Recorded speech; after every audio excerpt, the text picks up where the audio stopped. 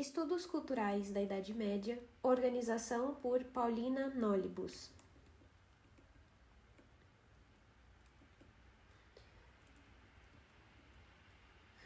A moda na Europa medieval, por Paula de Medeiros Ledur.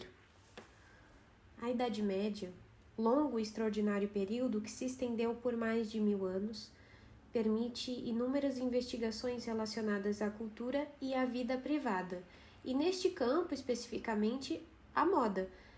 Primeiro, é necessário sabermos o significado original da palavra para avançarmos em nossa descoberta. Moda provém do latim modus e significa uso, hábito ou estilo, geralmente aceito, variável no tempo e resultante de determinado gosto, meio social, região, sendo passageiro e imutável, e regula o modo de ser e de vestir dos indivíduos. A partir disso, podemos considerar que o modo de nos expressarmos no meio social em que vivemos, nossa identidade, os grupos de convivência, as classes sociais e nossos hábitos estão vinculados à moda. Pode-se afirmar, portanto, que para caracterizarmos a indumentária e suas variantes na Idade Média, tal mergulho na história das representações é apropriada. Ao tomarmos a moda como um tema fundador, estamos lançando luz na ideia de Antônio Gramsci de cultura, como um conceito-chave. Mas é possível estudarmos todos os temas citados acima dentro da perspectiva dos modos particulares de ser, da subjetivação, da tendência, do costume, dos valores da sociedade e dos seus protagonistas.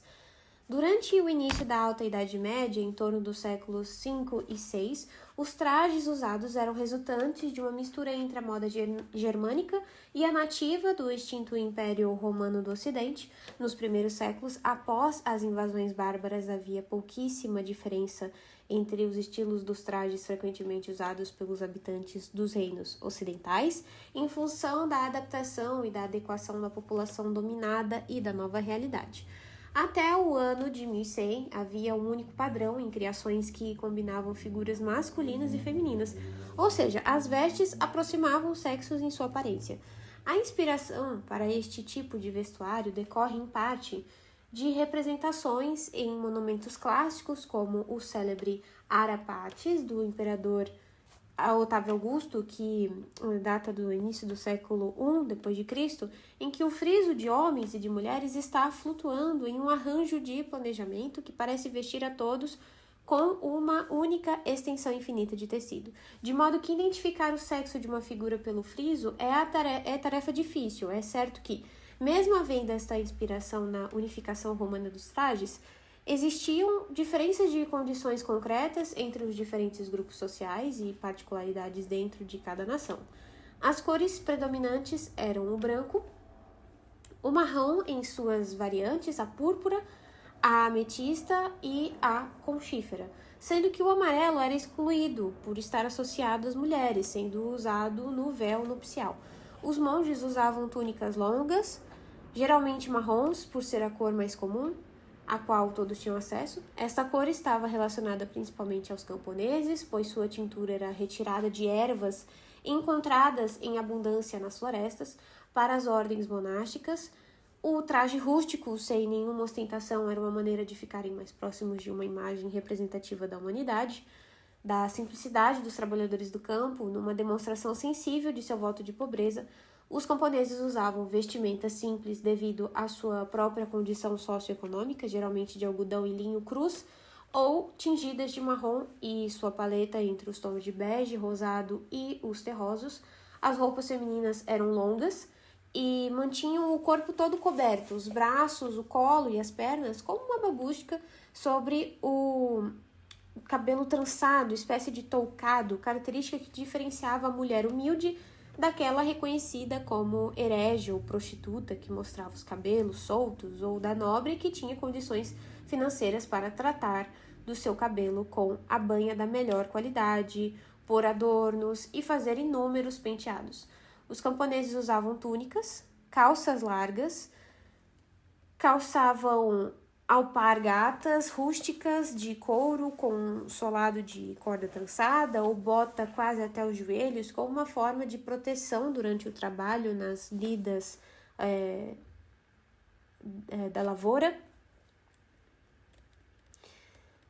Os nobres, em geral, apesar de terem acesso a todas as cores disponíveis durante este período, usavam principalmente púrpura por ser um pigmento raro e caro.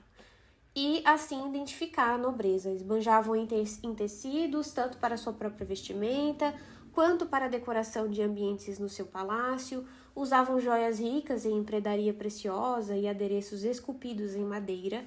Nos dias frios, por sobre a vestimenta, colocavam um longo manto chamado de albornoz. A forma se assemelhava às bizantinas e à elite, formada pelos guerreiros e sacerdotes que se distinguiam dos moradores dos feudos também pela vestimenta que era colorida. As roupas eram confeccionadas em casa, evoluindo das túnicas merovingias de comprimento até a altura dos joelhos, bordadas nas pontas e amarradas por cintos, até as ricas vestimentas da época carolíngia, com enfeites de brocado. Tecer e costurar eram tarefas de mulheres. As mulheres da elite o faziam pelo evidente valor intelectual que a ação lhes garantia durante a produção minuciosa e cujos resultados são magníficos.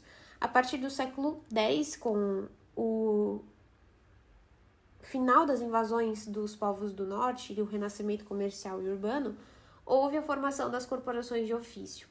Dentre elas, as dos tecelões e dos tintureiros, aumentando a quantidade e a qualidade das roupas, com o desenvolvimento das cidades e a reorganização da vida das cortes. A partir do século XI, no início da Baixa Idade Média, a aproximação das pessoas nas áreas urbanas levou ao desejo de imitação das roupas uns dos outros, enriquecidos pelo comércio. Os burgueses passaram a copiar as roupas dos nobres. Ao tentarem variar suas roupas para diferenciarem-se dos burgueses, os nobres costumavam inovar, o que teve consequências evidentes para o desenvolvimento da moda. Em termos de indumentária, podemos citar o românico e o gótico como estilos de grande sucesso. As expansões marítimas contribuíram para o enriquecimento das indumentárias e dos acessórios. As roupas femininas passam a valorizar a silhueta, apesar de cobrirem todo o corpo. Havia, porém, variação nos decotes, que podiam ser de distintos modos: baixo, alto, redondo, quadrado, em ponta na frente e atrás, até mesmo com a gola levantada. Uma peculiaridade deste período são as roupas especiais para os leprosos, doença cada vez mais comum.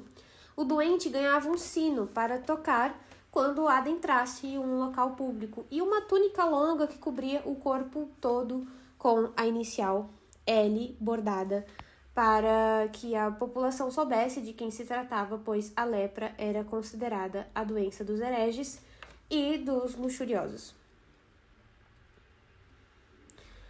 O rei não tinha mais o aspecto de militar usando armaduras. Na Baixa Idade Média, o vestuário real era constituído de todos os tipos de ornamentos, inclusive bordados nos calções, espessos enchimentos nos ombros, mangas largas, golas de pele, sobretudos. As vestes de baixo eram justas, os ombros acolchoados deram lugar aos grandes puffs que chegavam ao cotovelo, os sapatos tinham bico longo e pontudo, enquanto as roupas femininas mantinham-se longas, as masculinas encurtavam. Os homens usavam meias coloridas e calções longos chamados braias.